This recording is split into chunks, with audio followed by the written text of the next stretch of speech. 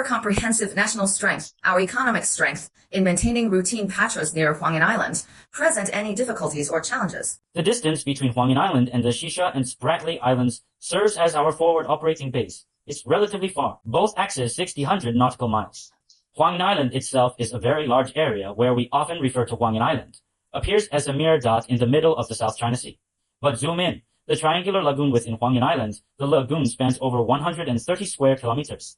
Add to that the current territorial sea. After establishing territorial waters, it is now approaching 2,600 square nautical miles.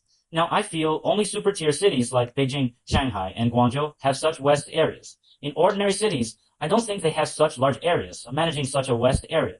To be honest, it does present certain challenges. It's quite challenging, especially at sea. It's not like on land you can secure key transportation routes and hold a few passes, and that would essentially grant control. But at sea, the defensive depth is vast. Therefore, 2,600 square kilometers, you can't rely on just a few ships, or even dozens of ships to completely prevent them from entering.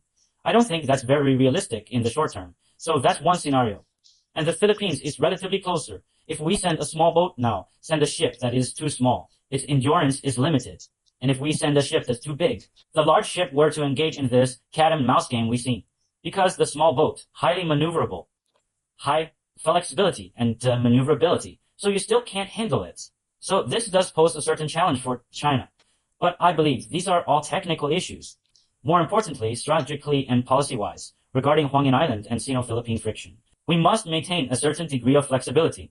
After these past 2 or 3 years of standoff and friction, can't you see it yet? That's all the capability they have. They can't do much. Their challenge is more insulting than damaging. If the US doesn't get directly involved, it doesn't pose much of a substantial threat to us. However, diplomatically and in terms of public opinion, it's truly detrimental. We still need to respond. These are two separate matters, but internally we must maintain strategic confidence. I think when working with front lines there should be a certain degree of flexibility and sense of ease. Don't keep the string too tight. Over the decade ago, they couldn't take Huangyan Island. Can they take it today? Impossible. Nor can pulling off any new tricks. He doesn't have much left. His tricks are pretty much exhausted. Just those same old tricks.